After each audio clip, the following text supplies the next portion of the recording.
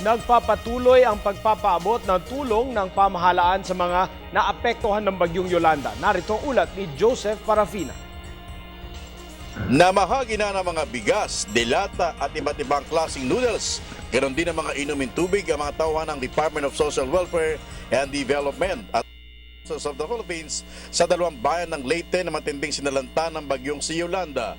Lula ng 6x6 truck, una naming pinuntahan ang bayan ng Alang-Alang kung saan kitang-kita namin kung paano ito matinding sinalanta ng bagyo. Halos lahat ng kabahayan dito ay nawasak, kaya't ganoon na lamang ang tuwa ng mayor ng bayan na ito na dumating ang tulong para sa kanyang mga kababayan. Dahil dito hindi maiwasang maging emosyonal ito habang kinakapanayam ng PTV4. Nakikita mo naman dito, lahat 100% na apektuhan ng bagyo. Napakalakas talaga. Ngayon, andun yung truck namin kumukuha ng mga relief assistance sa provincial government.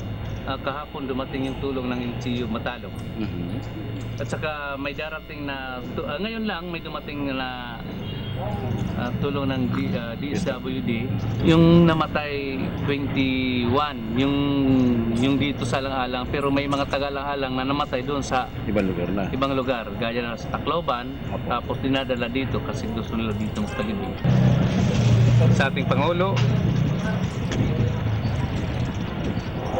na madalian niyo ang tulong para sa bayan namin. Kailangan agad ng tulong niyo para ang mga tao dito hindi masyadong mahirapan.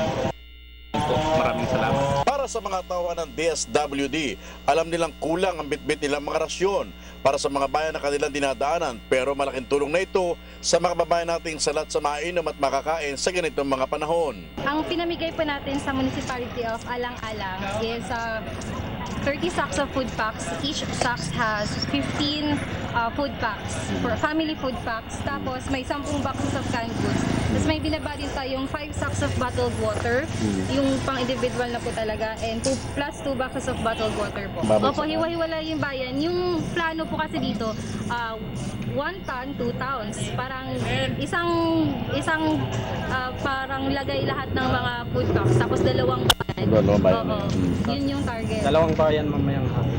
O, ibang bayan naman mayang hapon. Tapos, on the following day, ibang bayan na naman po. Kasi as much as possible, all municipalities ito target natin. Matapos maibaba ang kalahati ng mga relief goods, agad namin tinungo ang bayan ng San Miguel Leyte. Makikita rin kung paano sila hinagupit ng bagyo. Sinalubong din kami ng Lady Mayor at ng mga tauhan nito. Galak na galak din sila sa direktang tulong na ito ng pamahalaan at para may pamahagi sa kanilang mga kababayan.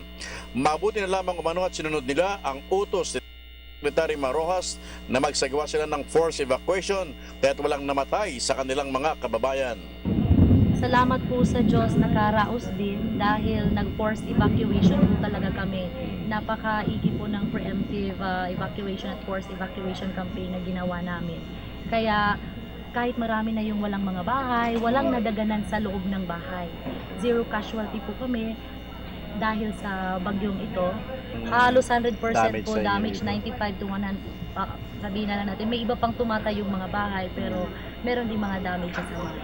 Maraming salamat po sa DSWD at sa mga handang tumulong po sa amin.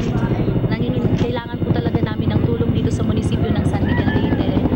Kami po ay kumakatok sa inyong mga puso. Sana po maibsan ang gutom dito sa amin. Wala na po kami nabibilhan ng pagkain. Ang Tacloban City, wala nang mga karating barangay na mga karating munisipyo namin po ay wala nang mga nabibilang pagkain. Galing na po kami pa sa Baybay City or Mog para lang po makabili doon ng makakain. Sa iba't ibang kalsada naman ng Tacloban City proper, kapansin-pansing nagkalat ang mga tauhan ng MMDA Rescue. Samantalang kanilang water treatment facility ng MMDA na nagko-convert ng medyo maduming tubig sa napakalinis at mainom ng ating ay bising-bisi sa pagsiservisyo sa ating mga kababayan. Sa pangalan ni Arno de las Alas at Senon Robles, ako si Joseph Parafina para sa Telebisyon ng Bayan, Tacloban, Leyte.